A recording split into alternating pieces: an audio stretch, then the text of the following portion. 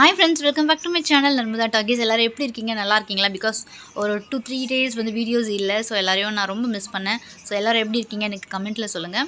இந்த வீடியோவில் நீங்கள் என்னோட சண்டே vlog தான் பார்க்க போகிறீங்க. ஸோ என்னோட self care and house cleaning and இன்னைக்கு சண்டே வந்து பஞ்சமி. ஸோ வாராகி அம்மன் வழிபாடு வீட்டில் செலவு வச்சுருக்கேன், விக்கிரகம் வச்சுருக்கிறதுனால. ஸோ அம்மனுக்கு அபிஷேகம் பண்ணி அந்த வழிபாடு எல்லாமே இன்றைக்கி இந்த வீடியோவில் வந்து நீங்கள் பார்க்க போகிறீங்க. ஸோ வீடியோக்குள்ளே போகலாம் வாங்க. சண்டே வந்து ஹேர் பேக் போடலாம் அப்படின்னு நான் முடிவு பண்ணியிருந்தேன். ஸோ பிஃபோர் நைட் வந்து ஆயில் அப்ளை பண்ணிடலாம் அப்படின்னு சொல்லிட்டு கேஸ்டர் ஆயில் விளக்கெண்ணெய் தான் வந்து தலையில் அப்ளை பண்ணியிருந்தேன். ஸோ நீங்கள் ப்ரீவியஸ் வீடியோ பார்த்துருந்தீங்கன்னா தெரிஞ்சிருக்கும், ஹேர் ஃபால் பயங்கரமாக இருக்குது. அதனால் ஹேர் பேக் வந்து கண்டினியூஸாக ஃபாலோ பண்ண போகிறேன் அப்படின்னு நான் உங்ககிட்ட எல்லாருக்கிட்டையும் ஷேர் பண்ணியிருந்தேன். ஸோ அதனால தான் வந்து சரி ஹேர் பேக் வந்து போடலாமே அப்படின்ட்டு சண்டேக்கு ரெடி பண்ணிடுறதுக்கு முன்னாடி நாளே வந்து விளக்கெண்ணெய் வச்சு ஃபுல்லாக அப்ளை பண்ணிவிட்டு ஊற வச்சுட்டேன். அண்ட் அதுக்கப்புறம் பார்த்தீங்கன்னா ஏர் ஸ்ப்ரே ரெடி பண்ணிக்கிட்டேன். ஹோம்மேட் தான், நம்ம அதை எப்படி செய்யலாம்னு உங்களுக்கு நான் சொல்கிறேன். ஸோ சுடு தண்ணி வந்து ஒரு கப் வந்து நல்லா பாயில் பண்ணிக்கோங்க. அதில் 2 ஸ்பூன் வெந்தயம், 2 ஸ்பூன் கிராம்பு ஆட் பண்ணிக்கோங்க. அதுக்கப்புறம் பட்டை இருக்குல்ல, பே லீஃப், அது ஒரு 2 இல்லைனா 4 அந்த மாதிரி ஆட் பண்ணிக்கோங்க. நல்லா பாயில் ஆகட்டும். நல்லா கொதிச்சதுக்கப்புறமா அந்த தண்ணியை அந்த கலர் மாறணும். அந்த கிராம்பு வெந்தயம் ஸோ அதோட அந்த எசன்ஸ் எல்லாம் நல்லா தண்ணியில் இறங்குற வரைக்கும் நல்லா பாயில் பண்ணிவிட்டு அதை ஆற விட்டுருங்க. ஆற விட்டதுக்கப்புறமா ஒரு ஸ்ப்ரே பாட்டில் எடுத்து அதில் போட்டுக்கோங்க. அதில் ஊற்றி வச்சுக்கிட்டிங்கன்னா நீங்கள் அப்பப்போ நீங்கள் இப்போ நாளைக்கு தலை குளிக்க போகிறீங்கன்னா அதுக்கு முன்னாடி நாள் நைட்டோ இல்லை மார்னிங்கோ நீங்கள் என்ன பண்ணிக்கலாம், அந்த ஸ்ப்ரே வந்து தலையில் அடித்து விட்டுக்கலாம். ஸோ ஒன்ஸ் அந்த ஸ்ப்ரே தலையில் அடித்து விட்டு அது ட்ரை ஆக நீங்கள் கண்டினியூஸாக அடித்து விட்டுட்டே இருந்தீங்கன்னா அதில் இருக்க அந்த விட்டமின்ஸ் அதில் என்னென்னலாம் இருக்கோ அதெல்லாம் நம்ம ஸ்கேல்பில் இறங்கும். அண்ட் உங்களுக்கு நம்ம பேக் போட டைம் இல்லாதவங்களுக்கு இந்த மாதிரி ஸ்ப்ரே ரெடி பண்ணி கூட நீங்கள் ஏர் ஸ்ப்ரே வந்து நீங்கள் யூஸ் பண்ணிக்கலாம். ஸோ இந்த மாதிரி நீங்கள் ரெடி பண்ணி வச்சுக்கிட்டிங்கன்னா ஃப்ரிட்ஜில் வச்சிங்கன்னா அட்லீஸ்ட் ஒரு 1 வீக் வரைக்கும் உங்களுக்கு அது கெட்டு போகாமல் இருக்கும். ஸோ சாட்டர்டே நைட் தூங்குறதுக்கு முன்னாடி ஏர் ஸ்ப்ரே வந்து ஸ்கேல்ப் ஃபுல்லாக நல்லா ஸ்ப்ரே பண்ணிக்கிட்டு அப்புறம் நான் பேக் ரெடி பண்ணுறதுக்கு சாட்டர்டே நைட்டே வந்து வெந்தயம் வந்து ஊற வச்சுட்டேன். ஸோ என் முடிக்கு எவ்வளோ தேவையான அளவோ அந்த அளவுக்கு ஊற வச்சுட்டு நான் தூங்கியாச்சு. ஸோ நெக்ஸ்ட் டே மார்னிங் பார்த்தீங்கன்னா அந்த வெந்தயம் எடுத்து நல்லா அரைச்சிட்டு மிக்சியில் போட்டு நல்லா கிரைண்ட் பண்ணிவிட்டு அதுக்குள்ளே நீங்கள் ஆலோவேரா ஆட் பண்ணிக்கலாம். உங்களோட ஹேர் டெக்ஸ்டருக்கும் உங்களோட ஹேர் வால்யூம்க்கு ஏற்ற மாதிரி நீங்கள் அளவு எடுத்துக்கணும். ஸோ உங்களுக்கு உங்கள் ஹேருக்கு நல்லா ஃப்ரிஸியாக இல்லை ரொம்ப ட்ரையாக இருந்ததுன்னா நீங்கள் ஆலோவேரா ஆட் பண்ணிக்கலாம். இல்லை ஆல்ரெடி உங்கள் ஹேர் வந்து சில்கியாக தான் இருக்குது அப்படின்னா நீங்கள் ஆலோவேராக்கு பதிலாக உங்களுக்கு என்ன தேவை, ஹேர் க்ரோத்துக்கு தேவை அப்படின்னா வெந்தயத்தோட இன்னும் கொஞ்சம் எக்ஸ்ட்ராவாக ஹேர் க்ரோத்துக்கான இன்க்ரீடியன்ஸ் வந்து ஆட் பண்ணி நீங்கள் பேக் ரெடி பண்ணிக்கலாம். ஸோ உங்களோட ஹேர் டெக்ஸ்சர் ஹேரோட இது தன்மை பொறுத்து தான் நீங்கள் உங்களுக்கு என்ன வேணுமோ அதை நீங்கள் ஆட் பண்ணிக்கலாம். ஸோ என்னோடய ஹேருக்கு வந்து நான் ஹேர் லாஸ் தான் எனக்கு க்யூர் பண்ணணும் அப்படின்னு ஒரு இருந்தது. ஆல்ரெடி என்னோடய ஹேர் வந்து சில்கி தான். ஸோ அதனால் ஆலோவேரா வந்து இந்த டைம் நான் ஆட் பண்ணல, வெறும் வெந்தயம் மட்டும் போட்டு அரைச்சிருக்கேன். ஸோ அதை போட்டு ஃபுல்லாக அரைச்சி ஹேரில் அப்ளை பண்ணியாச்சு. ஸோ அதை நல்லா ஊறட்டும் அப்படின்னு விட்டுட்டேன். நம்ம இன்றைக்கி வீடு ஃபுல்லாக க்ளீன் பண்ணோம். இங்கே பாருங்கள், இது வெசல்ஸ் வேறு இருக்குது வாஷ் பண்ணுறதுக்கு. கிச்சன் மேடை ஃபுல்லாக வந்து க்ளம்ஸியாக இருக்குது. இங்கேயும் வெஜிடபிள்ஸ் வாங்கிட்டு வந்ததெல்லாம் அப்படியே வச்சுருக்கு. ஸோ அதுவும் க்ளீன் பண்ணணும். ஸோ அப்படியே நம்ம இங்கே வந்தோம்னா இந்த சுபி குட்டி வந்து ஃபுல்லாக அவங்களோட பொம்மையெல்லாம் கீழே போட்டு வச்சுருக்காங்க. ஸோ இது எல்லாமே சோஃபா கூட விடலை, எல்லாமே ஃபுல்லாக க்ளம்ஸி. ஸோ நம்ம இது எல்லாத்தையுமே க்ளீன் பண்ணிவிட்டு அண்டு ரூம்குள்ளே பார்த்தீங்கன்னா க்ளோத்ஸும் அப்படியே இருக்குது. ஸோ க்ளோத்ஸும் மடித்து வைக்கணும். துவைச்ச க்ளோத்ஸ் அப்படியே கிடக்கு, அதுவும் மடித்து வச்சுட்டு அப்புறம் நம்ம பூஜை பண்ணணும். இன்றைக்கி பஞ்சமி. ஸோ வாராகி அம்மனுக்கு அபிஷேகம் பண்ணணும். ஏப்பா சவுண்ட் வைக்கணுமாப்பா? ஓகே. ஸோ இவ்வளோ ஒர்க்ஸ் இருக்குது. இது எல்லாமே இன்றைக்கி நான் பண்ணணும், உங்களுக்கு நான் காமிக்கிறேன். அண்ட் இன்றைக்கி நம்ம வந்து வாராகி அம்மனோட வழிபாடும் சேர்த்து பார்க்க போகிறோம்.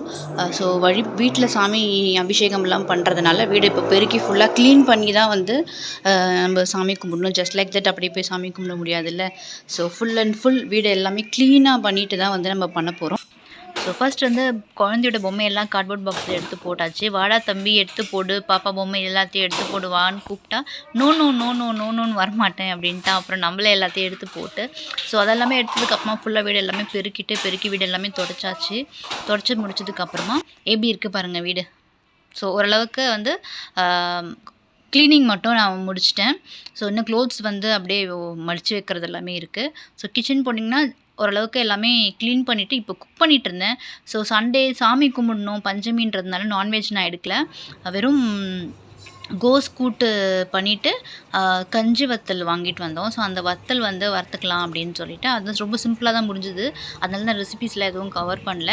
அண்ட் அதுக்கப்புறமா ஒன்ஸ் க்ளீன் பண்ணி முடிச்சதுக்கப்புறமா குக்கிங்கும் முடிச்சதுக்கப்புறமா ஹேர் பேக் போட்டிருந்தோம்ல, ஸோ அதனால் வாஷ் பண்ணி குளிச்சு முடிச்சதுக்கப்புறமா அந்த வெட்டார்லேயே தான் நான் மோஸ்ட்லி சிக்கு எடுத்துடுவேன். ஏன்னா காஞ்சதுக்கப்புறமா எடுத்தோன்னா கொஞ்சம் கஷ்டமாக இருக்கும். அதனால் வெட்டார்லேயே எடுத்துட்டோன்னா அதுக்கப்புறமா நான் அப்படியே விட்டுருவேன். முடி காயிற வரைக்கும் லூஸ் ஹேர்லேயே தான் விடுவேன். ஸோ அந்த பின்னல் அந்த மாதிரிலாம் எதுவுமே நான் போட மாட்டேன். முடி காயிற வரைக்கும் அப்படியே விட்டுருவேன். காஞ்சதுக்கப்புறமா யூஸ்வலாக போனிடெயில் ஸோ அந்த மாதிரி தான் இருக்கும். இப்போ தான் ஃபஸ்ட் டைம் போட்டிருக்கிறதுனால எந்த ஒரு சேஞ்சஸும் என்னால் ஃபீல் பண்ண முடியல ஹேரில். யூஸ்வலாக வெந்தயம் போட்டால் கொஞ்சம் சாஃப்ட் ஆகும் அப்படின்னு சொல்லுவாங்க. பட் என்னோடய ஹேர் வந்து ஆல்ரெடி சாஃப்ட்ன்றதுனால எனக்கு எந்த டிஃப்ரென்ஸ் தெரியல. மேபி நான் ரெகுலராக யூஸ் பண்ண என்னோடய ஏர் லாஸ் வந்து கம்மியாகும்னு நான் நினைக்கிறேன். அதை நான் ட்ரை பண்ணிவிட்டு உங்களுக்கு நான் அப்டேட் பண்ணுறேன். அண்ட் அதுக்கப்புறம் பார்த்திங்கன்னா செம்ம க்ளவுட் வந்து பயங்கரமாக இருட்டாயிடுச்சு. செம்ம மழை பெய்ய போகுதுன்னு நினைக்கிறேன். நாங்கள் அப்படியே கொஞ்சம் இயற்கையெல்லாம் ரசிச்சுட்டு இருந்தோம். அண்ட் கொஞ்சம் நேரத்துக்கு அப்புறமா செம்ம மழை, செம்மையாக இருட்டாயிட்டு செம்ம மழை, செம்ம காற்று. நல்லா இருந்தது கிளைமேட். ஸோ அது அப்படியே போயிட்டு அப்படியே ஒரு 6 o'clock வரைக்கும் அப்படியே டைம் போயிடுச்சு. அண்ட் 6 o'clock யூஸ்வலாக வாராகி அம்மனுக்கு நம்ம நைட்டு தான் வந்து பூஜை பண்ணுறது அதெல்லாம் பண்ணால் டேயில் பண்ணுறதை விட நைட்டில் பண்ணுறது எக்ஸ்ட்ரா பவர். ஐ மீன் நம்மளுக்கு சீக்கிரமாக நம்மளோட வேண்டுதல் வந்து நிறைவேறிடும் அப்படின்னு சொல்லுவாங்க. அதனால் 6 o'clock அப்புறம் பார்த்திங்கன்னா குழந்த வந்து தம்பி தூங்கிடுவான், இல்லைனா அவன் தூங்கினதுக்கப்புறமா பண்ணலாம், இல்லை எய்தர் வந்து ஹஸ்பண்ட் கொஞ்சம் அவங்கள பார்த்துக்கிற டைமில் நம்ம பூஜை பண்ணிடலாம் அப்படின்னு நினச்சேன். பட் அவன் தூங்குகிற ஸ்டேஜுக்கு போயிட்டான். அதனால் ஒரேடியாக அவனுக்கு ஃபுட்டெல்லாம் கொடுத்துட்டு அதுக்கப்புறமா அவனை தூங்கட்டும், இல்லைனா நம்ம ஃபுட் கொடுத்துட்டோன்னா அவன் தூங்கினா கூட ப்ராப்ளம் இல்லைல்ல. அதனால் நான் அவனுக்கு எல்லாம் செட்டில் பண்ணிவிட்டு ஒரு 7:30 அந்த மாதிரி தான் பூஜை ஆரம்பித்தேன். ஸோ நைட்டில் ஆரம்பித்தேன், நல்லது தான். ஸோ நான் ரெகுலராக சாமிக்கு வந்து பார்த்திங்கன்னா ஃபஸ்ட்டு சுத்தமான தண்ணியில் அபிஷேகம் பண்ணிவிட்டு அதுக்கப்புறம் பால் அபிஷேகம், குங்கும அபிஷேகம், மஞ்சள் அபிஷேகம், சந்தன அபிஷேகம், ஸோ இந்த மாதிரி நம்மளுக்கு என்னெல்லாம் தோணும் அந்த அபிஷேகம் எல்லாமே பண்ணலாம். அண்ட் அம்மன் அப்படின்றதுனால ஜென்ரலாக அவங்களுக்கு வந்து குங்கும அபிஷேகம்லாம் ரொம்ப பிடிக்கும். ஸோ நான் ஒரு அபிஷேகம் பண்ணுறப்பவும் பார்த்திங்கன்னா அம்மனோட போற்றிகள் நாமங்கள் அதெல்லாம் வந்து நான் சொல்லி தான் வந்து பூஜை பண்ணுவேன். வாராகி அம்மன் அப்படின்னு பார்த்திங்கன்னா அவங்களுக்கு அந்த 12 நாமங்கள் இருக்குது. அது ரொம்ப விசேஷமானது, ரொம்ப சக்தி வாய்ந்த நாமங்கள். ஸோ அது சொல்லி தான் நான் வந்து அர்ச்சனை பண்ணது. குங்கும அபிஷேகம், குங்குமம் அர்ச்சனை பண்ணதெல்லாம் நான் அந்த நாமங்கள் சொல்லி தான் அர்ச்சனை பண்ணுவேன். வாராகி மாலைன்னு ஒரு 32 மாலை இருக்குது. அதில் ஒரு மாலையும் பார்த்திங்கன்னா ஒரு பிரச்சனைக்கான தீர்வு தான். அது ஒரு நாள் படிக்கிறது மட்டும் இல்லாமல் டெய்லி நம்மளுக்கு இருக்க பிரச்சனைக்கு ஏற்ற மாதிரி அந்த மாலை வந்து நம்ம படிச்சுட்டே வந்துட்டு இருந்தோம்னா நம்மளோட பிரச்சனைகள் எல்லாமே படிப்படியாக குறையும். ஸோ வாராகி அம்மன் பார்த்திங்கன்னா எனக்கு நான் முதல்ல வழிபட ஆரம்பித்தது அகல் விளக்கு ஏற்றி தான். ஸோ அதில் ரெகுலராக அகல் விளக்கு ஏற்றி வச்சு நான் என்னோடய பிரார்த்தனைகள் வச்சு சாமி கும்பிட்டுட்டு இருந்தேன். அண்ட் அதுக்கப்புறமா எனக்கு அவங்க மேலே வந்த இன்ட்ரெஸ்ட், அவங்க மேலே வந்த நம்பிக்கை வந்து அதிகமாகவும் நான் விக்கிரகம் வாங்கி வச்சு வீட்டில் வழிபட ஆரம்பித்தேன். அண்ட் விக்கிரகம் வந்து பார்த்திங்கன்னா ஒரு அளவு தான் இருக்குது. அதோடய சைஸ் இந்த சைஸ் தான் வச்சு வீட்டில் வழிபடணும்னு இருக்குது. ஸோ அதுக்கேற்ற மாதிரி நம்ம பார்த்து தான் வந்து விக்கிரகம் வாங்கி வச்சு நம்ம வீட்டில் வச்சு கும்பிடணும். நீங்கள் கொஞ்சம் யோசிச்சு பாருங்கள். நம்ம கோவிலுக்கு போய் சாமியை வந்து கும்பிட்றது வந்து நம்மளுக்கும் சாமிக்கும் வந்து கொஞ்சம் டிஸ்டன்ஸ் இருக்கும். ஆனால் வீட்டில் நம்ம கையால் அபிஷேகம் பண்ணி சாமி கும்பிட்றப்ப அதோட அந்த உணர்வே வந்து பார்த்திங்கன்னா வித்தியாசமானது. ரொம்ப மன நிம்மதியும் மனசு ரொம்ப சந்தோஷமாக இருக்கும்.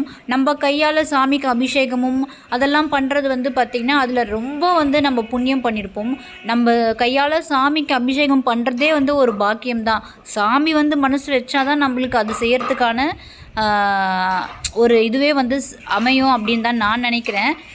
இப்போ நான் வந்து சாமி கும்பிட்டு சாமிக்கு தீபாரத்தனம்லாம் காமிச்சு முடிச்சுட்டு என்னோடய பிரார்த்தனைகள் வச்சு நான் சாமிக்கிட்ட என்ன வேண்டிக்கணும் அதை வேண்டிகிட்டு இருந்தேன். அண்ட் அப்படியே சாமிக்கான மந்திரம் அதெல்லாம் சொல்லிட்டு வேண்டிகிட்டு இருந்தேன். சாமிக்கிட்டேருந்து அந்த பூ வந்து கீழே விழுந்தது. நீங்கள் வீடியோ கவனித்து பார்த்தீங்கன்னா உங்களுக்கு தெரியும். ஸோ நான் வந்து இதெல்லாம் எதிர்பார்க்கவே இல்லை. நான் மனசார நம்ம சாமி கும்பிட்டோம், மனசார நம்ம பிரார்த்தனைகள் உண்மையாக நம்ம வழிபாட்டு செஞ்சோன்னா சாமி நம்மளுக்கு எல்லாமே செய்யும். பூ வந்து சாமி மேலே தான் அந்த ஸ்டாண்ட் மேலே தான் வச்சுருந்தேன். பூ கீழே விழுந்தது. ஸோ நான் எப்படி அதை நினச்சேன்னா நான் மனசால பண்ண அந்த பூஜை சாமி ஏற்றுக்கிட்டாங்க அப்படின்னு தான் நான் நினைக்கிறேன். நான் வேண்டுனதுக்கு வந்து சாமி ஓகே சொல்லிட்டாங்க, அதனால் பூ விழுதுன்னு கூட நான் நினைக்கல. நான் பண்ண அபிஷேகம் வந்து அவங்க மனசார ஏற்றுக்கிட்டாங்கன்றதான் நான் நினச்சேன்.